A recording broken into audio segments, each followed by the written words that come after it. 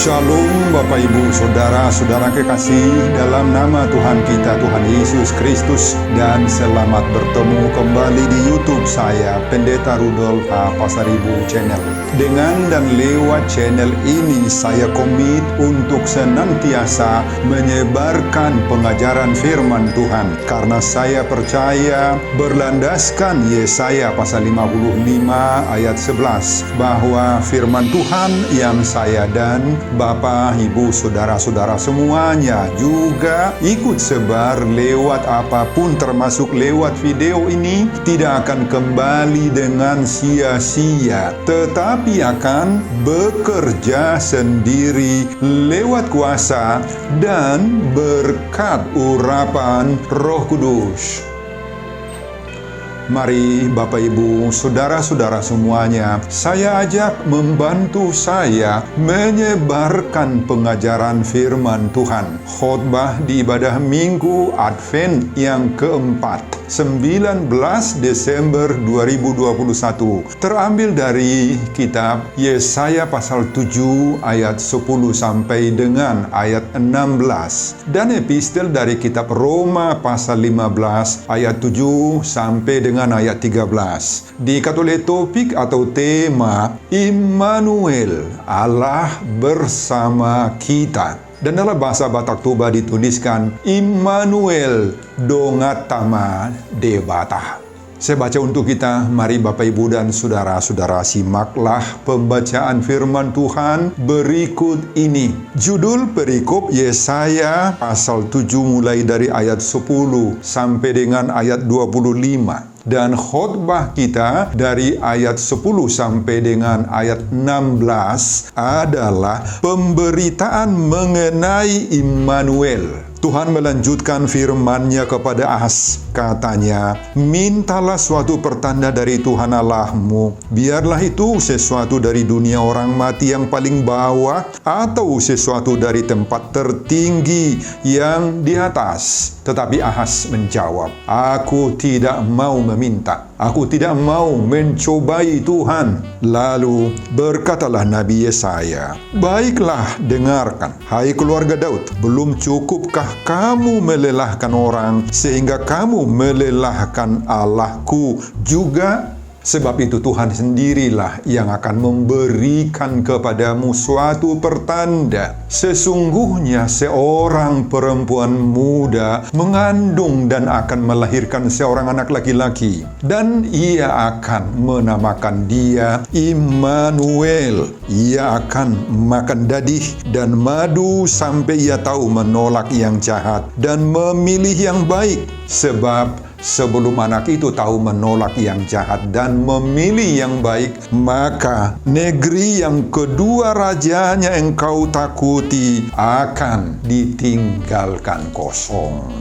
Bapak, Ibu, dan Saudara-saudara, demikianlah nats khotbah kita di Minggu Advent keempat, Tahun Baru Gerejawi menjelang perayaan Natal, tanggal 19 Desember 2021, yang berbicara tentang campur tangan Tuhan dalam hidup umat-Nya, orang percaya, di saat menghadapi berbagai-bagai kemelut, ancaman, dan tantangan, dihubungkan dengan topik atau tema minggu, Immanuel, Allah bersama kita, dongatama debata. Saudara, Yesaya terpanggil menjadi nabi pada zaman dan situasi yang sangat gawat, penuh krisis pergolakan 750 tahun sebelum lahirnya Kristus. Setidak-tidaknya ada dua masalah serius yang dihadapi oleh bangsa Yehuda, Israel Selatan saat itu, yakni masalah sosial masyarakat. Itu yang pertama. Pada satu pihak, Yehuda saat itu mengalami kemajuan khususnya di bidang kehidupan sehari-hari, bidang material, banyak yang hidupnya sudah makmur, menjadi kaya, berkecukupan. Tetapi pada pihak lain, terjadi juga berbagai-bagai krisis sosial. Orang kaya semakin kaya memang, dan orang miskin tertindas. Jurang pemisah antara si kaya dan si miskin menjadi semakin dalam. Di berbagai tempat dan lingkungan juga terjadi ketidakadilan, pemerkosaan hak-hak ajasi manusia, HAM, terjadi korupsi, pemberian suap, pemerasan, dan penyelewengan moral. Itu masalah pertama. Masalah kedua, di bidang politik. Saat itu terjadi perang yang disebut dengan Perang Syria Efraim. Pada perang ini, Israel Utara yang disebut dengan Efraim bergabung berkoalisi dengan Syria untuk menghadapi musuh besar mereka, yakni Kerajaan Asyur. Tetapi karena menurut perhitungan kedua negara yang berkoalisi bergabung, yakni Efraim dan Syria, kurang begitu kuat, maka mereka mencoba menghasut, membujuk Israel Selatan, yakni Yehuda yang rajanya Ahaz, ikut dalam koalisi itu. Tetapi Yehuda dengan rajanya Ahaz itu tidak mau berkoalisi. Sehingga koalisi Israel Utara dan Syria menjadi kecewa. Selanjutnya, koalisi itu mengancam akan balik menyerang Israel Selatan Yehuda. Akibatnya, Raja Ahaz menjadi takut, gentar, dan mulai tidak tenang. Pikirannya kacau balau. Raja Ahaz menjadi stres, frustrasi. Saudara, dalam kondisi dan rasa takut seperti itulah Tuhan campur tangan untuk menenangkan hati Raja Ahaz. Allah menyuruh hambanya Nabi Yesaya untuk mendorong Raja Ahaz agar Raja Ahaz tidak takut, agar Raja Ahaz percaya diri dan pikirannya tidak terganggu. Pada ayat 3 sampai dengan 5 Tuhan mengatakan lewat Yesaya, berfirmanlah Tuhan kepada Yesaya, baiklah engkau keluar menemui Ahaz, dan katakanlah kepadanya, teguhkanlah hatimu dan tinggallah tenang, janganlah takut dan janganlah hatimu kecut. Saudara, Tuhan mencoba menenangkan hati rakyat Yehuda atas ancaman ini, terutama Raja Ahaz, agar mereka percaya kepada Tuhan, agar hidup dalam damai sejahtera dan tidak perlu menghiraukan ancaman ini, karena ada Tuhan yang menjaga memelihara keamanan mereka. Tuhan mengatakan pada ayat 4, teguhkanlah hatimu dan tinggallah tenang, janganlah takut dan janganlah hatimu kecut.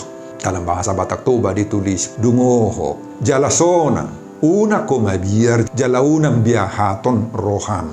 Bahkan pada ayat 7, Tuhan Allah memastikan bahwa ancaman itu tidak akan terjadi. Di sana Allah berfirman, tidak akan sampai hal itu dan tidak akan terjadi. Saudara, bagaimana sikap Raja Ahaz terhadap ucapan Allah lewat Yesaya ini? Wah, ternyata Raja Ahaz tidak menggubris, tidak menanggapi suara Allah itu dengan positif. Justru sebaliknya, semakin takut dan pikirannya bertambah semakin ruwet, kacau, gentar, menjerit. Tidak mau percaya kepada Allah, kepada Tuhan. Dalam hatinya dia lebih baik dan dia lebih meyakini orang-orang yang kuat saja, pemilik senjata yang bisa menaklukkan musuh. Itu sebabnya selanjutnya Raja Ahaz mulai mencari dukungan, perlindungan, keamanan dari bangsa yang memiliki angkatan perang kuat di sekitar itu pada waktu itu, yakni Asyur. Saudara, perhatian Allah tidak surut memberi dukungan kepada Raja Ahaz, kepada Yehuda. Ada beberapa jaminan yang diberikan oleh Allah dalam nats kita khotbah di Minggu Advent keempat ini. Itu sebabnya pada ayat 11 Tuhan memberi kesempatan kembali kepada Raja Ahaz dengan mengatakan, mintalah suatu pertanda dari Tuhan Allahmu. Biarlah itu sesuatu dari dunia orang mati yang paling bawah atau sesuatu dari tempat tertinggi yang di atas. Apa artinya itu? Apa saja kau minta, Tuhan mau. Dari bawah, dari atas sekalipun sumbernya, Tuhan akan buat. Tetapi sayang sekali, Raja Ahaz tetap menutup dirinya terhadap campur tangan Allah. Dan meresponi Tuhan dengan mengatakan, aku tidak mau meminta. Aku tidak mau mencobai Tuhan. Ayat 12. Untuk menjawab kekeras kepalaan dari Raja Ahaz ini, Yesaya menegur Raja Ahaz dengan mengatakan, baiklah, dengarkan, hai keluarga Daud. Belum cukupkah kamu melelahkan orang sehingga kamu melelahkan Allahku juga? Ayat 13. Namun, walaupun begitu bersungguh-sungguhnya Tuhan dan Yesaya mencoba membantu Raja Ahaz, tetap Raja Ahaz tidak mau percaya kepada kuasa Allah. Dan Allah sendiri tetap berusaha untuk menenangkan hati Raja Ahaz. Itu sebabnya pada ayat 14, Tuhan semakin mengkonkretkan bahwa tanda pemeliharaan Allah berikutnya akan ada. Apa itu tanda pemeliharaan Allah berikutnya? Tuhan mengatakan, sesungguhnya seorang perempuan muda mengandung dan akan melahirkan seorang anak laki-laki, dan ia akan menamakan dia Immanuel, anak darah. Seorang perempuan muda akan mengandung, melahirkan anak laki-laki. Apa artinya itu? Ajaib. Hal-hal yang tidak mungkin menurut pikiran logika manusia. Tetapi akan terjadi kalau Allah yang berbuat, bertindak. Segala sesuatu yang luar biasa, yang tidak terpikirkan oleh manusia, akan bisa terjadi menolong manusia itu juga, kalau manusia mau percaya. Nah, ini yang dimaksudkan oleh Yesaya ayat 14 ini. Tuhan akan berbuat hal-hal yang luar biasa bagi orang-orang percaya, umat Allah yang menderita itu. Saudara, itulah isi khotbah kita di Minggu Advent keempat tentang campur tangan Tuhan dalam hidup umatnya, yakni orang percaya. Di saat menghadapi berbagai-bagai kemelut, ancaman, dan tantangan hidup, dihubungkan dengan topik atau tema minggu. Immanuel, Allah bersama kita. Dongata Madebata. Apa pengajaran khotbah ini bagi kita? Di saat kita merayakan Advent keempat menjelang perayaan Natal. Pertama, percayai pendampingan Tuhan dalam setiap kemelut hidupmu. Saudara, sepanjang masa-masa hidup kita dan secara khusus selama dalam masa-masa penantian kita akan kedatangan Yesus kembali ke dunia ini, dan kedatangan Yesus menjemput pribadi lepas pribadi kita masing-masing. Begitu banyak tantangan, pergumulan, ancaman yang kita harus alami dalam hidup ini, Bapak Ibu. Begitu banyak musuh-musuh yang menghadang dan membuat kita resah, takut, gentar, dan tidak nyaman. Hilang damai sejahtera kita. Banyak. Kita hadapi goyangan hidup berupa masalah ekonomi, masalah keuangan, akibat kemiskinan kita secara material dalam membiayai kebutuhan hidup sehari-hari kita. Mulai daripada keperluan sehari-hari yang paling kecil, menyangkut biaya kebutuhan pendidikan anak-anak kita dari taman kanak-kanak hingga perguruan tinggi, semuanya tidak sedikit membutuhkan biaya, Bapak, Ibu, dan saudara-saudara. Kita selalu dikejar-kejar dan dihantui oleh ancaman pandemi coronavirus 19 yang sudah berlangsung 2 tahun ini, dan meskipun korbannya memang semakin menurun, semakin mereda, tetapi masih terus menghantui kita. Levelnya naik, turun, dan peraturan pemerintah yang harus kita ikuti pun selalu tergantung kepada daya sebar dari virus ini. Pengaruh penyebaran penyakit ini berakibat sangat fatal terhadap segi-segi kehidupan manusiawi kita, termasuk dalam hal keagamaan, ibadah, dalam hidup sosial, budaya, dalam hubungan dengan sesama keluarga dan teman-teman kerabat kita. Para pekerja-pekerja di berbagai instansi, baik yang dikelola oleh pemerintah, negara, dan swasta, banyak perasaan-perasaan hati yang tidak mengalami ketenangan, kenyamanan, dan damai sejahtera. Akibat praktek-praktek kekurang adilan, tidak ada damai dan ketenangan. Banyak masalah yang kita harus hadapi, Bapak Ibu. Dan banyak lagi hal-hal lain yang tidak bisa kita sebutkan satu persatu secara sempurna, sehingga bisa menggoyang kehidupan kita dan membuat kita khawatir, takut, dan hati kita gedebak-gedebuk seperti orang jantungan. Di saat ini tidak ada damai dan ketenangan. yang oleh Yesaya digambarkan pada ayat 4 di sini seperti kayu api yang berasa panas. Seperti itulah keadaan kehidupan kita, panas. Banyak yang mengancam. Semua ini mengurangi, merusak semangat kerja kita, merusak dan meruntuhkan daya juang hidup kita, membuat kita statis, jatuh gadap, dan lunglai Bapak Ibu dan saudara-saudara. Dalam kondisi hidup yang seperti kayu api yang berasa panas itu, apa yang harus kita lakukan? Apa trik-trik hidup yang harus kita tempuh supaya kita bisa tenang? Saudara, firman Tuhan dalam khotbah ini sangat-sangat membantu memotivasi kita untuk tidak merasa takut, khawatir, dan apalagi putus asa Bapak Ibu dalam menghadapi kondisi hidup yang seperti kayu api yang berasa panas itu yang terjadi dalam hidup sehari-hari kita. Apa yang patut kita perhatikan dan camkan dalam khotbah ini? Firman Tuhan dalam khotbah ini mengajar kita agar dalam menghadapi semua permasalahan dan goncangan hidup yang seperti kayu api yang berasa panas itu, maka khotbah ini mendorong kita percayai pendampingan Tuhan dalam setiap kemelut hidupmu. Apa pendampingan Tuhan dalam hidup kita Bapak Ibu? Apa? Pada ayat 4 dikatakan di sini, teguhkanlah hatimu dan tinggallah tenang. Janganlah takut dan janganlah hatimu kecut. Dalam bahasa Toba disebut dungoho, jalasonang. Unak koma biar jalaunak biahatun roham. Saudara, untuk meyakinkan orang Israel di zaman itu dan kita di saat ini, Tuhan bahkan mengatakan pada ayat 11 di sini, mintalah suatu pertanda dari Tuhan Allahmu. Minta suatu pertanda dari Tuhan Allahmu. Saudara, jaminan pendampingan Tuhan inilah yang harus kita yakini, kita percaya, hidupin Bapak Ibu. Jangan mengandalkan diri kita, dirimu, kemampuanmu, kekayaanmu, meskipun itu ada. Semua itu tidak membuat khawatirmu hilang. Justru oleh hal-hal seperti itulah kekayaan, keberadaan kita sehari-hari, uang, materi, dan sebagainya. Itu yang membuat kita semakin takut, pikiran kita menjadi kacau balau karena memikirkan hal-hal seperti itu. Khotbah ini menuntun kita Bapak Ibu, baiklah kita hanya mengandalkan Tuhan dalam kehidupan ini. Walaupun tantangan hidup kita terlalu banyak menurut pikiran kita. Amin Bapak Ibu. Pengajaran yang kedua, jauhkan sikap seperti Ahaz, mengandalkan kuasa kekuatan duniawi. Saudara, dalam khotbah ini ternyata dalam menghadapi ancaman koalisi Israel, Utara, dan Syria Efraim, maka Raja Ahaz ternyata tidak memperdulikan suara dan pendampingan Tuhan.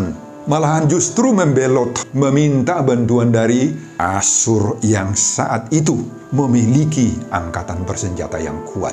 Ahaz mengatakan pada ayat 12, aku tidak mau meminta, aku tidak mau mencobai Tuhan. Dangolo au mangido, asaunam huujuni Jehovah. Saudara, meski firman telah datang kepada Ahaz dan membuat seharusnya Ahaz lebih tenang, tetapi Ahaz tetap saja tidak berpikir jernih.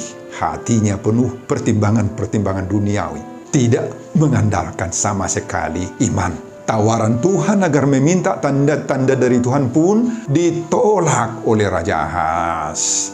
Meski Yesaya kembali menegur dia sebagai keturunan Daud karena menghina nubuatan Allah dan sama sekali tidak menghargai wahyu ilahi, tetapi Raja Ahaz tetap saja membandel dan bahkan berpura-pura kudus dengan mengatakan, aku tidak mau mencobai Tuhan, asaunang hujuni Jehovah, katanya. Ahaz mengeraskan hatinya. Dibajugal Raja Ahaz rohana.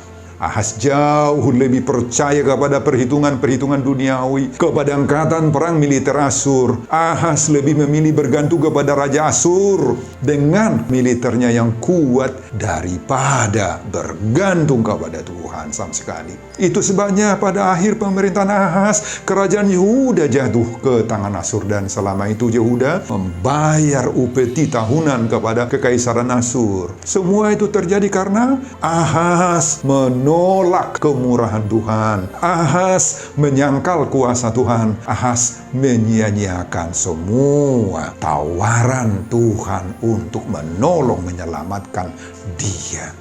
Saudara, inilah yang menjadi renungan yang amat dalam bagi kita di masa raya Advent keempat menjelang perayaan Natal ini. Jangan seperti Ahaz kita munafik, Bapak Ibu, bodoh, berpura-pura baik, berpura-pura kudus, tetapi ternyata dalam hatinya betul-betul tidak menghargai Tuhan.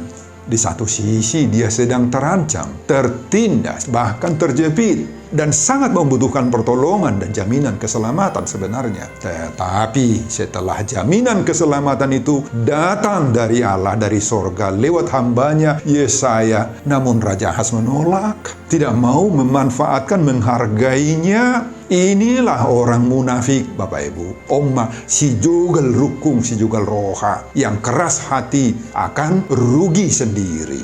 Kenapa dia menolak tawaran dan kemurahan Tuhan?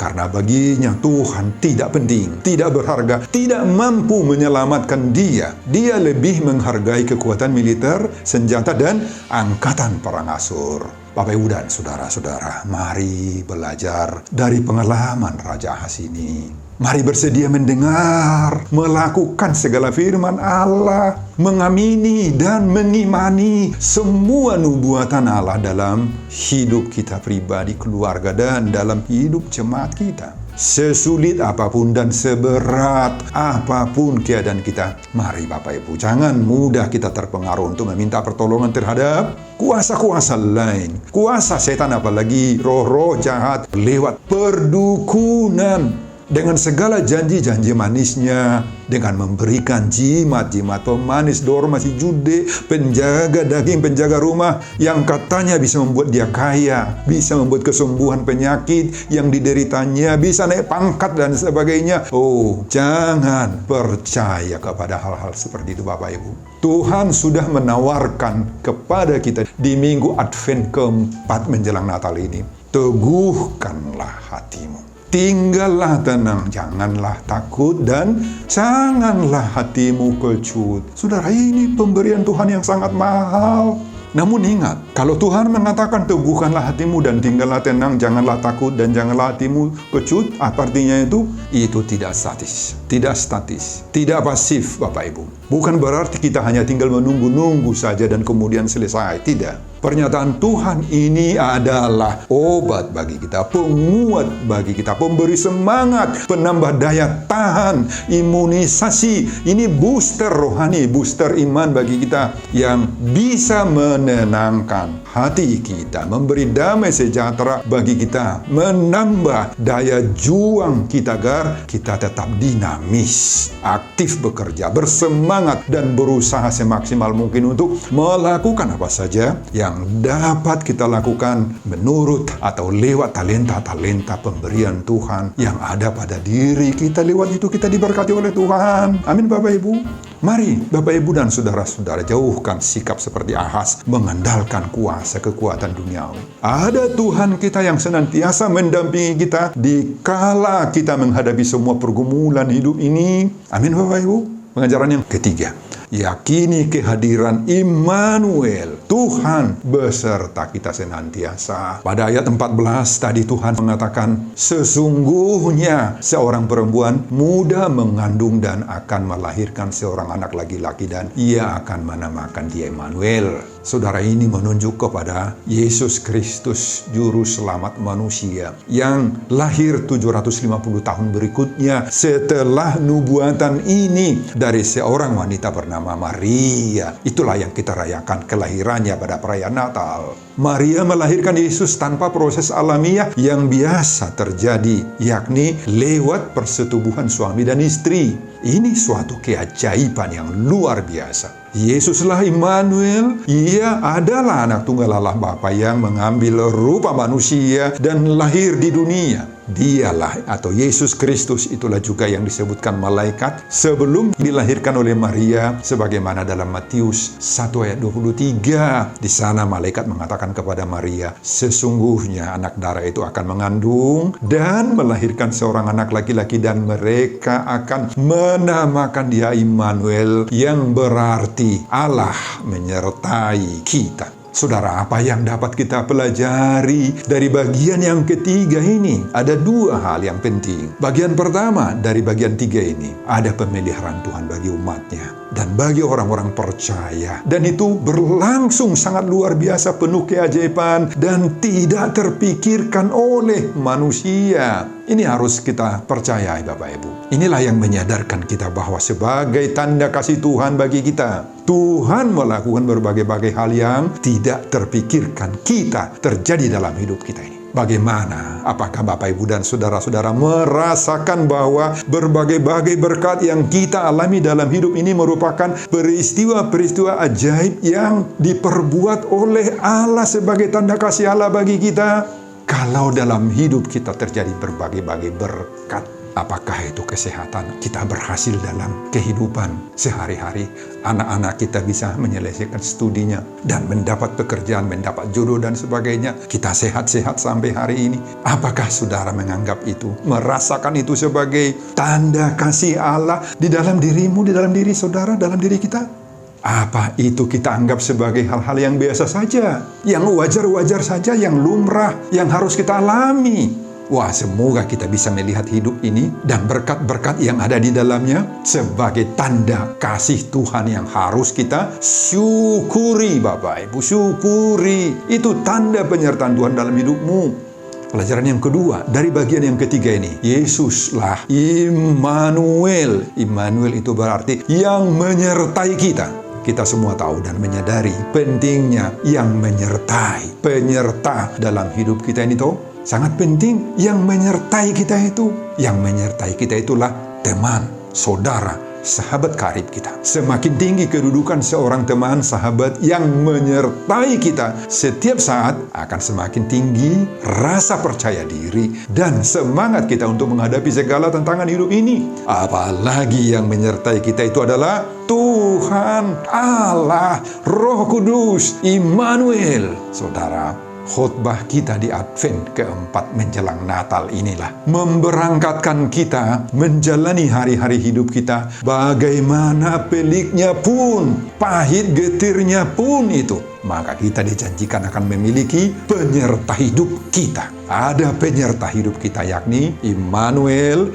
Yesus Kristus ada bersama-sama kita. Sebagaimana topik Minggu Advent keempat ini, Immanuel, Allah bersama kita, dongatama debata. Amin, Bapak Ibu. Selamat merayakan Advent keempat menjelang perayaan Natal. Sebelum saya mengakhiri khotbah ini kembali, saya mengajak Bapak, Ibu, dan saudara-saudara untuk membantu saya menyebarkan pengajaran firman Tuhan khotbah di Minggu Advent keempat 19 Desember 2021 dari Yesaya pasal 7 ayat 10 sampai dengan ayat 16 ini, agar kita mau dengan sungguh-sungguh percaya kepada Immanuel, Allah bersama kita, dongatama debata, termotivasi lewat khotbah ini. Simak juga video-video khotbah saya yang lain, agar Bapak, Ibu, dan saudara-saudara memiliki sentuhan dan pemahaman rohani yang semakin diperkaya. Buka di YouTube saya, Pendeta Rudolf H. Pasaribu Channel. Selamat mengikuti ibadah Minggu Advent keempat, baik di gereja atau di rumah masing-masing. Tuhan Yesus memberkati kita. Salam, Horas, amin. Bapak, terima kasih untuk firman Tuhan ini. Berkati Tuhan setiap jemaat yang mendengar firman khotbah ini. Berkati hamba-Mu juga dalam persiapan khotbah berikutnya. Dan semuanya saya peruntukkan demi kemuliaan kebesaran nama Tuhan. Di dalam nama Yesus Kristus, saya berdoa dan mengucap syukur. Terpujilah